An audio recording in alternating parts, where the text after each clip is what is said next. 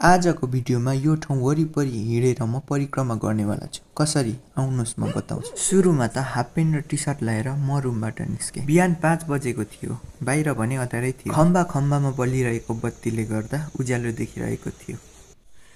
ठाउँमा चाहिँ उज्यालो छ भने त ठाउँमा पुरै अँध्यारो ठाउँमा हैन पुग्नु पर्ने रहेछ। ठाउँमा चाहिँ पोलको उज्यालो छ भने यता भने चाहिँ छैन, अँध्यारो पुरै बत्ती बालेर कुद्नु पर्ने अवस्था छ अहिलेलाई। अनि मैले कुद्न सुरु गरेँ। बाहिर भने धेरै जाडो थियो, तैपनि कुदेरै जिउ न्यानो बनाउनु पर्यो भनेर म भने सरासर लाग्यो। अहिले भनेको भालेहरू ठाउँमा बासिरहेछ अनि म भने चाहिँ तलतिर लाग्ने। सबैतिर पुरै सुनसान छ अनि मलाई चाहिँ कस्तो एक मनमा डर पनि फिल भइरहेछ, किनभने उज्यालो भएको छैन, मान्छेहरू पनि हिँडेको छैन। तैपनि म जानेछु, डरलाई पछि राखेँ। डर काके जित्थे। यता भनेको चाहिँ एकदमै जाडो चाहिँ अति छ हैन, उसै पनि अति लागिरहेछ। अनि म चाहिँ कहाँ आइपुगेँ भन्दा देख्न सक्नुहुन्छ ल, अलि नजिक रहेछ। यो के ठाउँ हो, अलिक मेरो क्यामेराले भ्याएन। बल्ल बाटोमा 1-2 जना मान्छेहरू हिँड्डुल गर्न थाले।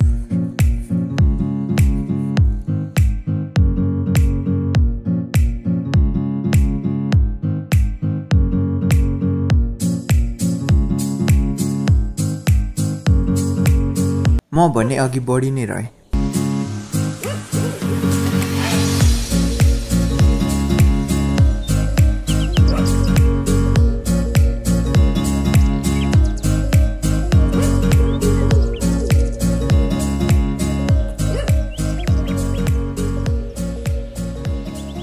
म चाहिँ अलि तल आइपुगिसकेँ हैन, लगभग खनार साइडै आइपुगिसकेँ। अनि यहाँ आइपुगेपछि 5:30 बजिसक्यो अनि हल्का उज्यालो हुन थालिसकेको छ, तपाईहरुले हेर्न सक्नुहुन्छ।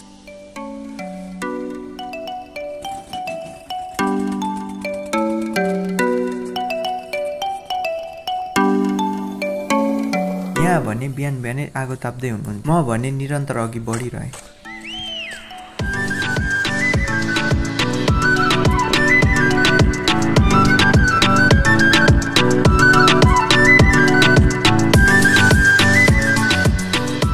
यता भने बिहानै भक्का पोल्नलाई आगो फुक्दै हुनुहुन्थ्यो।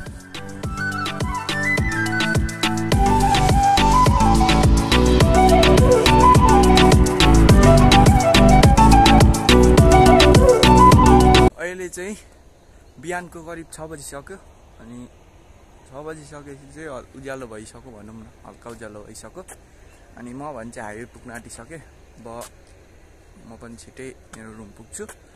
अनि हेर्नुहोस् यतिको उज्यालो भएको छ।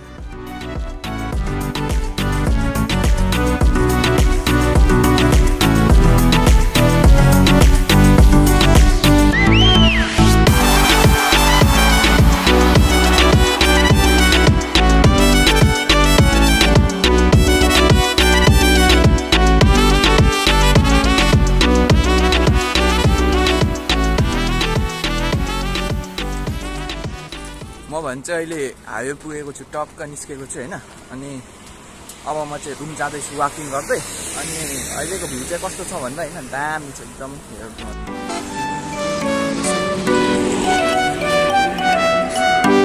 बिहान जाडो एकदमै हुने भएकाले बिहानै भक्का बेच्दै गर्नुभएको आन्टीलाई भेटेँ। अनि मैले पनि भक्का मागेर खाएँ। एउटा दिनमा अहिले चाहिँ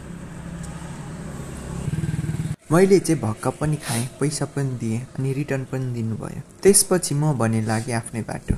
थोरै माथि पुगेपछि मैले चिया पनि खाएँ।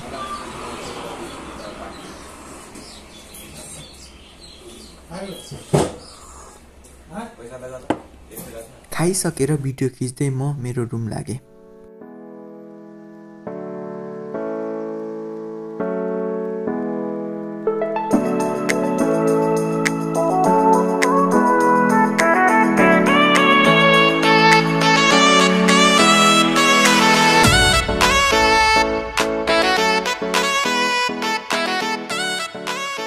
फाइनली म रुम पुगेँ। म चाहिँ 7 बजे रुममा पुगेँ हैन।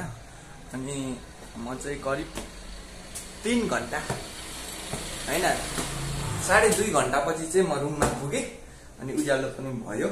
अनि आज मेरो भिडियो कस्तो लाग्यो हैन, इफ राम्रो लाग्यो भने लाइक कमेन्ट सब्स्क्राइब अनि सक्नुहुन्छ भने शेयर पनि गरिदिनु होला। अनि आजले यति नै, भिडियो कस्तो लाग्यो राम्रो लाग्यो भने कमेन्ट गर्नु होला। And by by by.